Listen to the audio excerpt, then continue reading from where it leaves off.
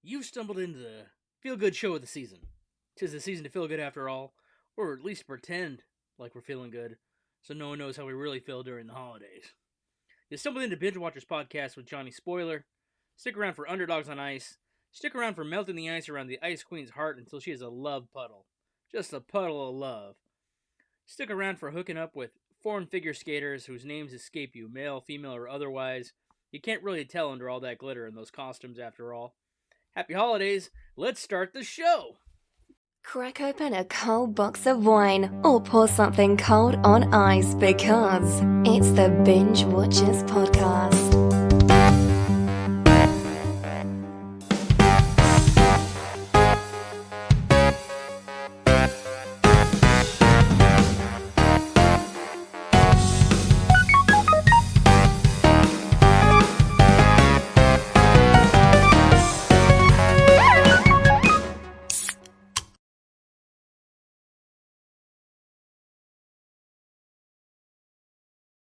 Home video headlines. What's new in the world of TV, movies, or otherwise?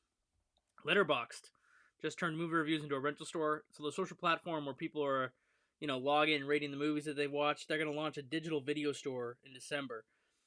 I mean, this is interesting. This is something they should have been doing the whole time. Like, you would think their movie reviews would link to, like, a Amazon Prime rental or something under the movies that people are talking about. So that's a good idea, man, that they should have been included into some kind of virtual video store. Yeah, pretty badass. All right. I wonder if they're gonna work with the actual users, like if their profiles will link, if they'll get credit, I don't know. I don't know if they're gonna share credit with the people posting the reviews. Who knows? That'd be cool, but that's like a step further. I don't know if they're gonna do that. I just heard about this. I barely know anything about it, but I thought I'd bring it up because Letterboxd is a fun place if you're a movie fan. You can see what other people are talking about, what they're watching, whatever. All right. And people build movie lists, like if they're watching stuff during the year, they post it for their friends or whatever. Anyway. This show's not about Letterboxd, so let's move on. Dude, Icelandic crime shows are a thing? Yeah, apparently, that's a big genre in Iceland. Now they're developing a miniseries with Leslie Bibb. She's going to play an MP, a military police woman, in Iceland during the Cold War, so this is set in the 80s. And then a murder happens, like a soldier gets killed on the base. It's in a show called Top of the Rock. That's coming out. It sounds a little bit like True Detective, like maybe it got greenlit because of the most recent season of True Detective was in like an icy place at the Arctic Circle or something. So yeah, frozen crimes. It's kind of an appealing thing to audiences. There you go. Top of the Rock. That's going to be coming out. It sounds good. I'm in. I like Leslie Bibb. Like to see her dramatic role. We'll see what happens. All right. Prime Video orders a new Stargate show.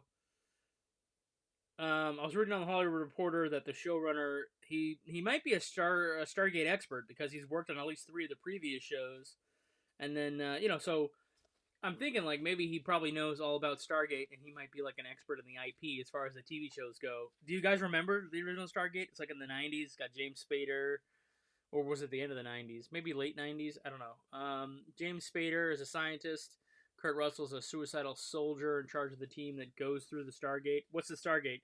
It's these ancient portal devices that you can travel across time and space. We find a few on Earth. They made TV shows about it. But first there was the movie. I think the original season, or at least the beginning of the TV show, might have been a direct sequel to the movie. I don't know. It had Richard Dean Anderson, a.k.a. MacGyver, but he went and played the Colonel or whatever in the Stargate show. That's his other big show. Richard Dean Anderson, he's like a big TV actor. Started out in the show called MacGyver, where he would solve puzzles to get out of jams.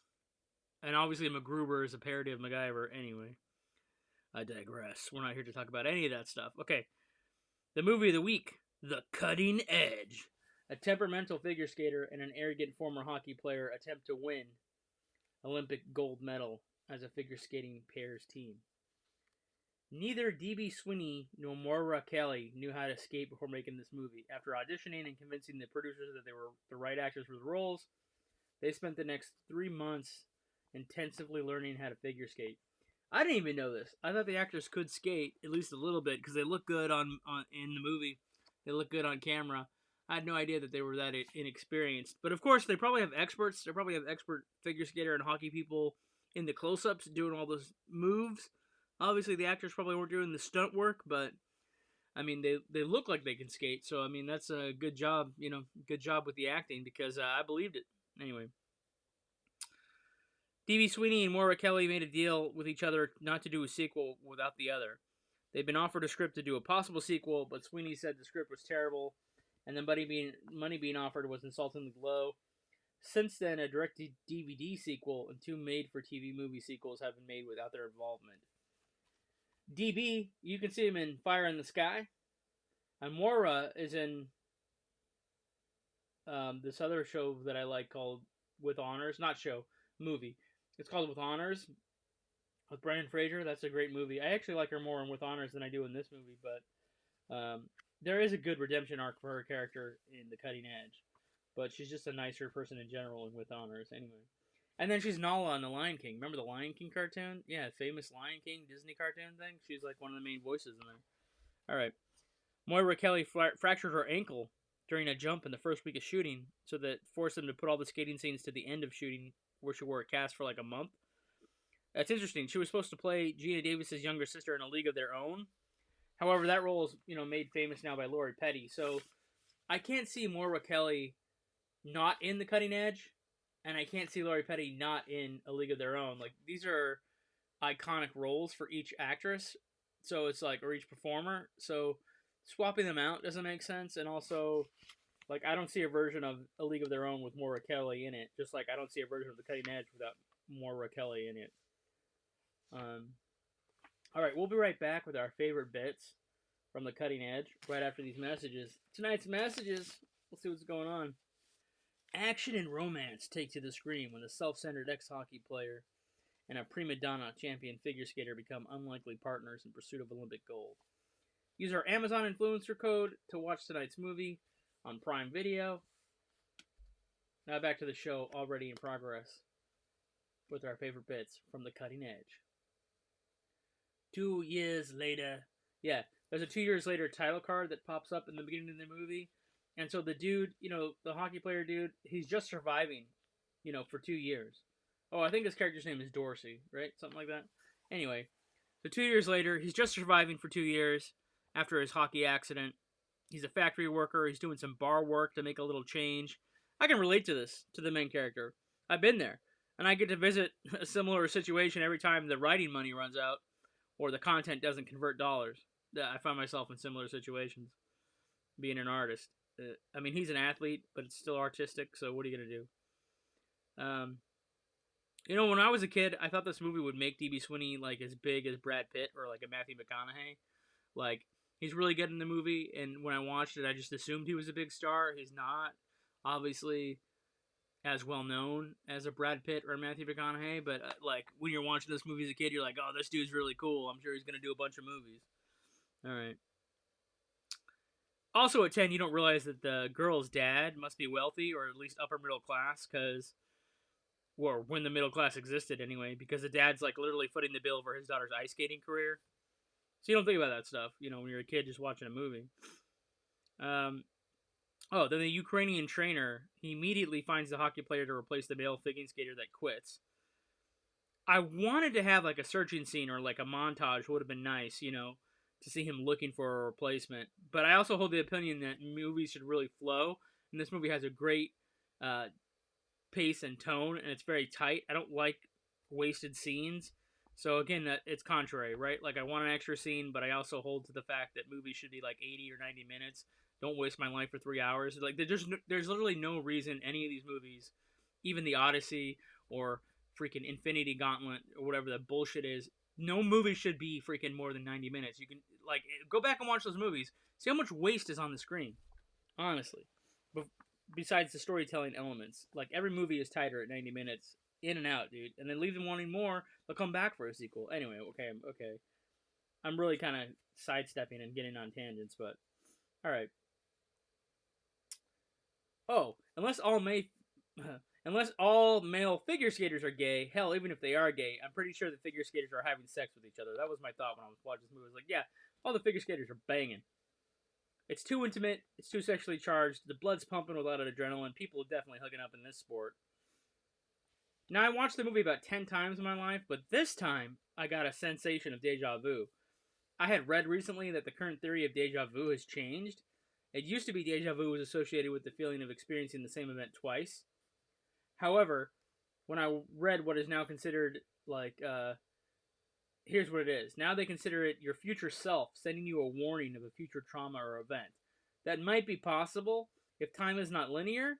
Like, I'm less worried about deja vu than some other quantum physics theories, like, oh, your present actions can reshape your past, meaning like, even your past is not a fixed point. The coach develops a new move, and it's definitely parodied in this other movie called Blades of Glory. Um, we can compare and contrast. Like, Blades of Glory kind of parodies the cutting edge on like every level. Here's the premise: like, enemies to partners turned up to 11. Like, in the cutting edge, you got a disgraced hockey player and an ice queen figure skater, forced into a reluctant partnership. They argue, they fall down a lot. Eventually, spoiler alert, they fall in love. Classic rom-com sports structure. In Blades of Glory, it takes the exact opposite. Two opposites are forced to team up formula and then goes full psycho with it. Instead of mild bickering, you get Will Ferrell and John Heder trapped in a rivalry so toxic it's like basically court-ordered therapy with sequins. Instead of romance, you get this insane bro tension played out in like a romantic comedy setting.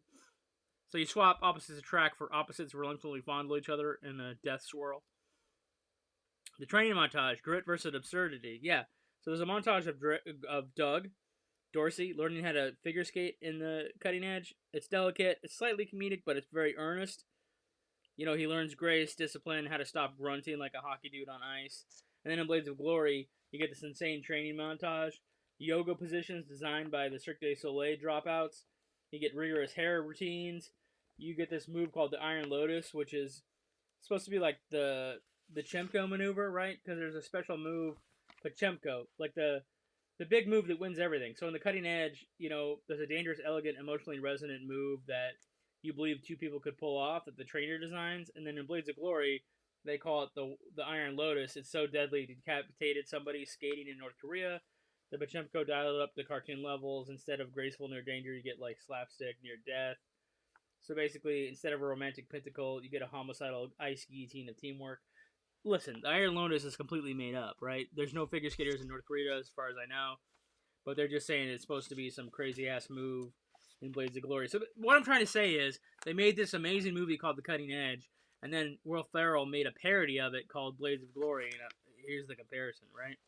So you get like this sweet movie with The Cutting Edge. Then you get like, in Blades of Glory, you get like figure skaters that get roasted to an absurd level.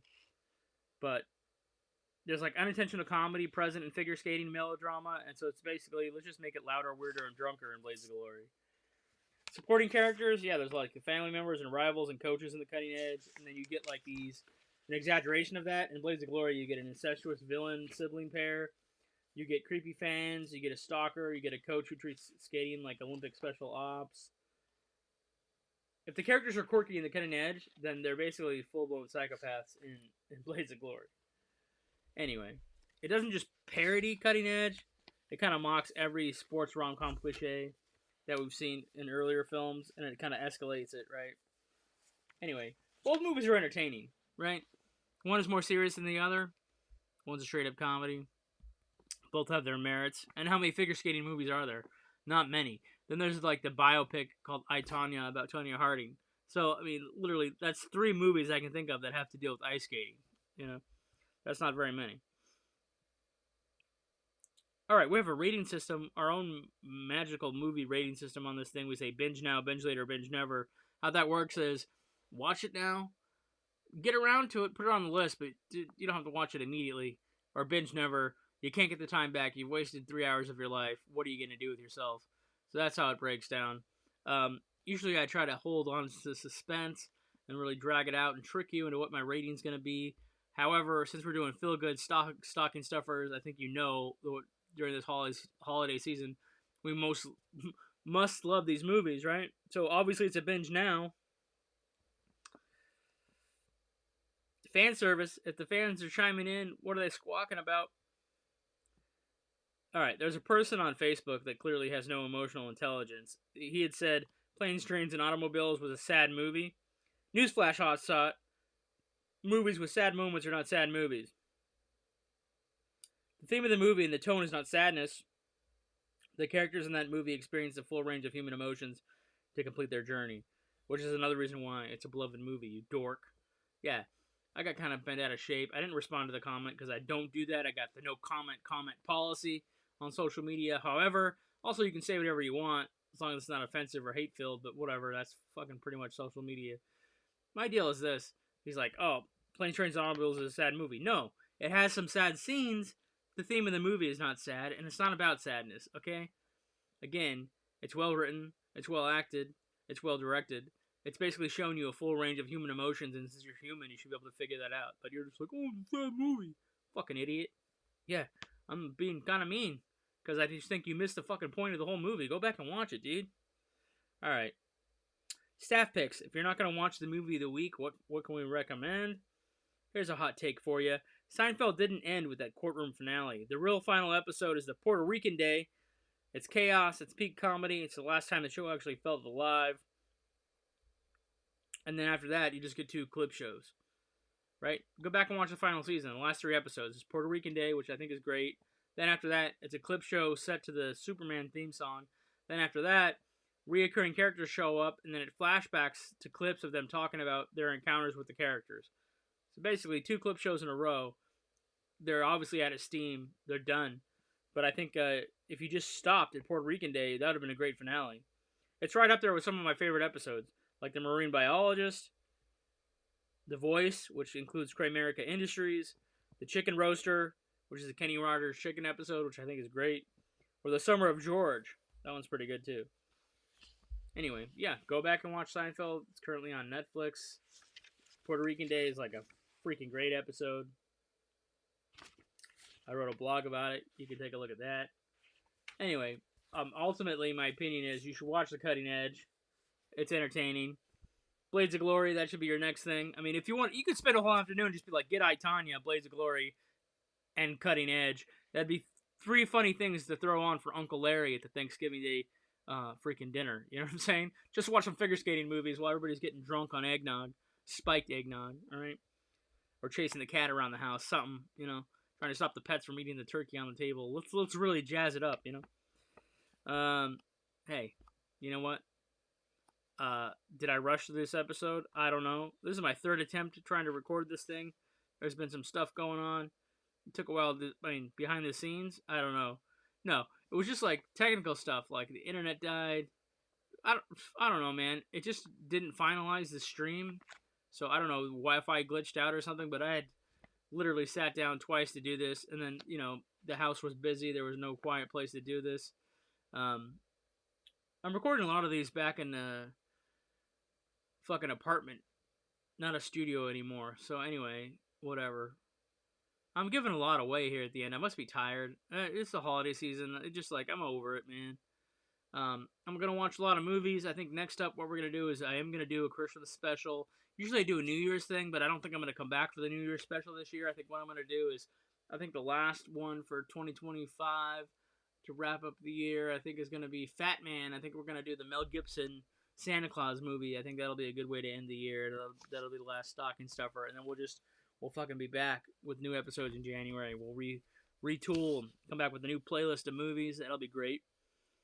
I'm definitely going to drink Spike Eggnog after this episode. I mean, what am I drinking right now? I got like an energy drink that's like a packet with like electrolytes or some bullshit.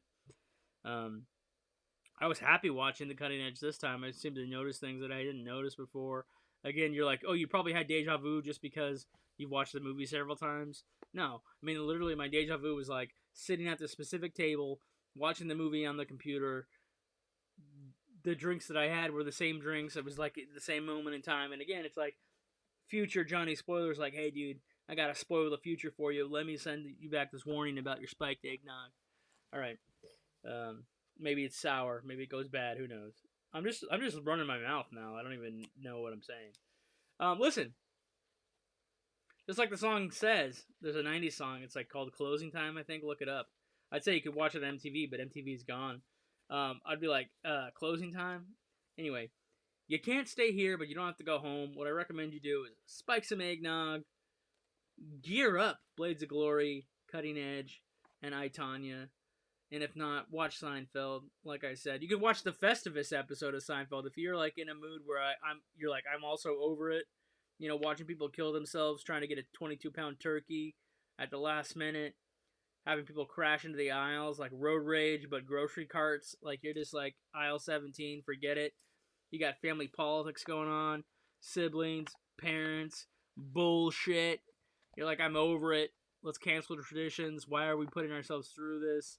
I always thought Thanksgiving was all right. If you get past the politics of why it exists and what happened, it's just like a day where people just fucking eat. So basically, I always thought that, like, just make sure everybody's eating, right? If they don't have a sandwich, give them a sandwich. If they don't have fucking turkey, make sure they get a fucking plate of turkey. Find someone who needs a turkey dinner and fucking give it to them. You know what I mean? That's funny. When the stream broke, I was also swearing. I said the most f-bombs all year in any of these episodes, and I think I've continued the tradition here, right now. Again, it's closing time. Like the song done says, you don't have to stay here. You don't have to go home. Get some spiked eggnog. Enjoy your holidays. You made it through another year. You're fucking alive. Enjoy that part of it. All right. I'll see you in the next go around. Peace, chicken grease, everything else. I guess I could have said greasy turkey instead of chicken grease. You know what I'm looking forward to? You know the day after the turkey day where you fucking make turkey enchiladas? Yeah, that's right. You roll that shit up into an enchilada. Eat that shit. All right.